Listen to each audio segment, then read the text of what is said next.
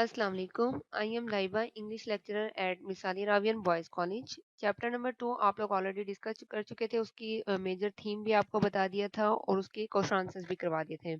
15 marks की translation आपके paper में आएगी। वर्ड्स मीनिंग के साथ तैयार करें। क्लियर होगी बात, वो आपने खुद से करनी है, ठीक है। उसमें अगर कोई कंफ्यूजन हो तो आप क्वेश्चन कर सकते हैं। आज हम डिस्कस करेंगे chapter number 3, dark they were and golden eyed. Dark का मतलब होता है सियाह, यानी वो सियाह रंग के थे और उनकी सुनहरी आंखें थीं। The story dark they were and golden eyed is written by a well known American science fiction. Science fiction क्या होता है? फिक्शन कहते हैं कोई भी इमेजिनरी स्टोरी, मतलब राइटर इस चैप्टर में ये तसव्वुर करे कि ऐसा हो सकता है। साइंस से मुराद ये कि जिस तरह इस चैप्टर में डिस्कस हुआ है कि वो उन्होंने एक रॉकेट बनाया, वो मार्स पर जाएंगे, ठीक है। तो ये पॉसिबिलिटी है कि during the according to the scientific experiment may be near future ऐसा पॉसिबल हो कि लोग जो है वो डिफरेंट प्लेनेट पर जा सकें। तो ये उसकी अभी इमेजिनरी स्टोरी है। This is a simple, straightforward yet serious story. It throws light on the destructive dangers for a man on earth. Basically writer जो है इस चैप्टर में क्रिटिसाइज कर रहा है उन कंट्रीज को, यानी ये जो हम एटॉमिक पावर बना रहे हैं, वेपन्स तैयार कर रहे हैं, इन चीज़ों को क्रिटिसाइज कर रहे हैं। वो कह रहे हैं ये जो हम वेपन्स तैयार कर रहे हैं ये जो हमारी अर्थ है, धरती है, उस पे जो रहने वाले लोगों के लिए खतरे का बाइस है।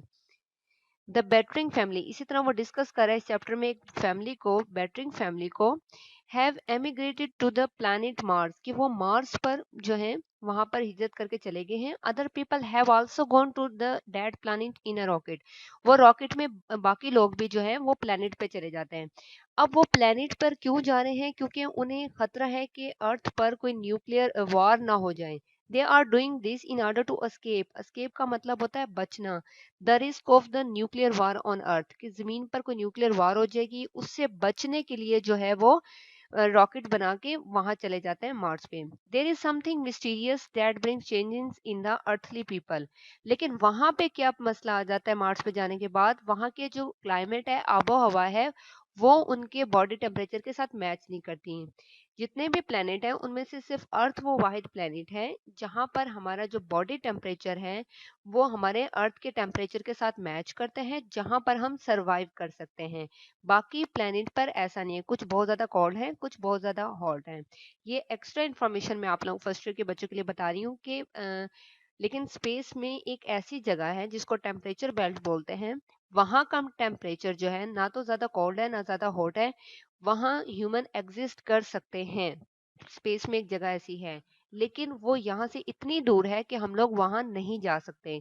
तो सिर्फ हमारे पास जो एक ही प्लेनेट बचता है जहां पर हम रह सकते हैं वो है अर्थ। ठीक है, तो अब वहां पे भी अगर न्यूक्लियर वार का खतरा हो तो इस मीन्स के इंसान जो है वो महफूज नहीं है। अब वहां जब ये मार्स पे चले जाता है तो इनके अंदर बहुत ज्यादा चेंजिंग आना शुरू हो जाती है। Harry Bittering realises the danger in time but there is no way to escape the situation. Harry Bittering को शुरू में ही रियलाइज हो जाता है कि हम अर्थ के पीपल हैं, हम लोग अर्थली पीपल हैं, हम लोग यहाँ नहीं रह सकते मार्स पर, ना हमारी खुराक ऐसी है, ना हमारे लिए ये आबो हवा सूट कर रही है, लेकिन वो कुछ कर नहीं सकता। उनका रॉकेट क्योंकि खराब हो जाता है, वहां पे हीट इतनी ज्यादा होती है कि उनका जो रॉकेट है उसका मेटल सारा जो है वो मेल्ट हो जाता है। तो वो वहां पे रॉकेट वो कोशिश करता है बनाने की, लेकिन वो बना नहीं सकता। Martin virus is destroying their physical structure, intellect, memory and vegetation day by day. तमाम चीजें उनकी खराब हो रही थी, उनकी जहनियत यादाश्त जा रही थी।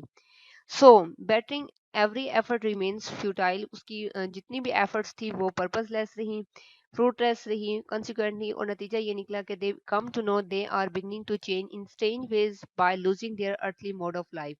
यहाँ तक कि उसको ये रियलाइज हो गया था कि जो उस अर्थ पे रहने का जो उसके लाइफ स्टाइल था वो टोटली चेंज हो चुका था।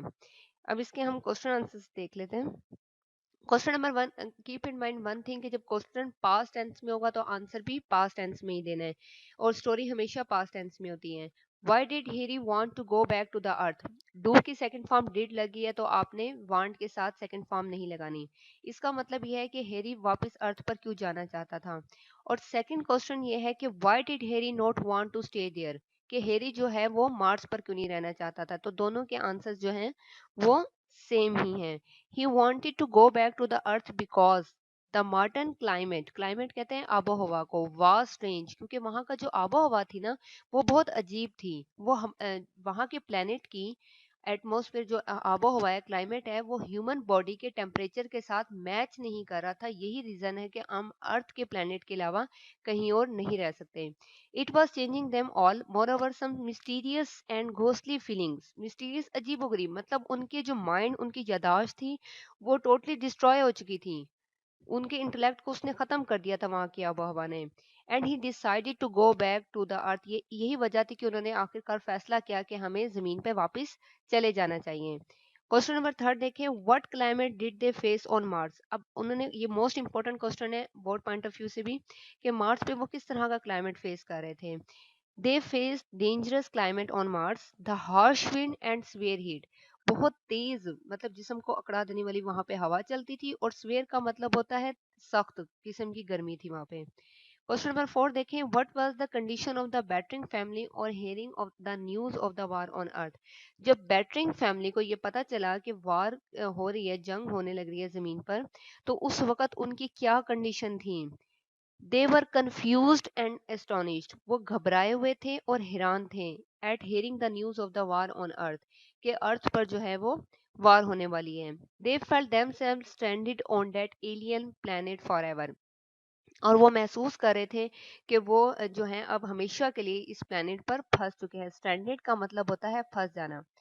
यहाँ पे मेरा आप लोगों से ये क्वेश्चन है, ताकि मुझे पता चले कि आपने वीडियो ध्यान से सुनी है, उसको समझा है। इसमें मैं आपसे क्वेश्चन कर रही हूँ कि बैटरिंग फैमिली को कौन सा करेक्टर है जो आकर ये बताता है कि अर्थ पर वार होने वाली है या हो रही है। ठीक है, ये मेरा आप लोगों से क्वेश्चन है।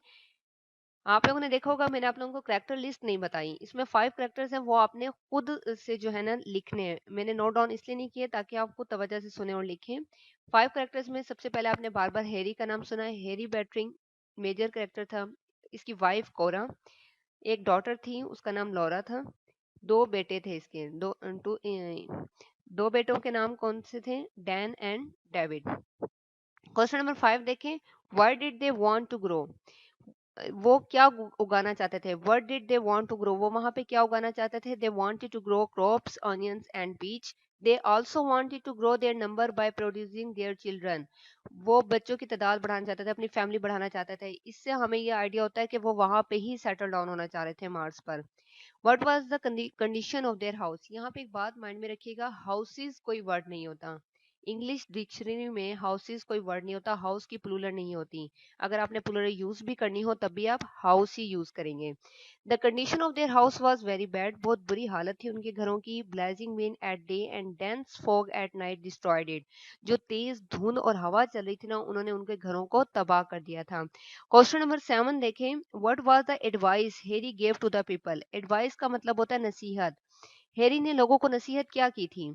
ही advised the people to build a new rocket to go back to the earth, कि वो अर्थ पर वापस जाएं रॉकेट बनाकर, क्योंकि उसको लग रहा था कि उनकी फिजिकल स्ट्रक्चर जो है वो चेंज हो रहा है, उनका इंटेलेक्ट चेंज हो रहा है, उनकी मेमोरीज चेंज हो रही हैं, वो टोटली डिस्ट्रॉय हो रहे हैं।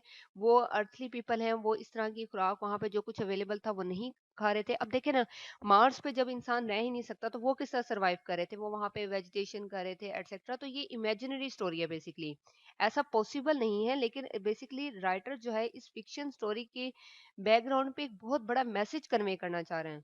वही मैसेज दे रहा है कि आप ये जो एटॉमिक पावर हम लोग बन रहे हैं, वेपन्स बना रहे हैं, ये कोई खुशी की बात नहीं है। हमने हमें अमन सुकून के साथ रहना चाहिए, हमें एक दूसरे के साथ मोहब्बत के साथ रहेंगे। जब आपस में कंट्री एक दूसरे के साथ नहीं लड़ेंगे तो हमें इन चीजों के खतरे भी नहीं होंगे।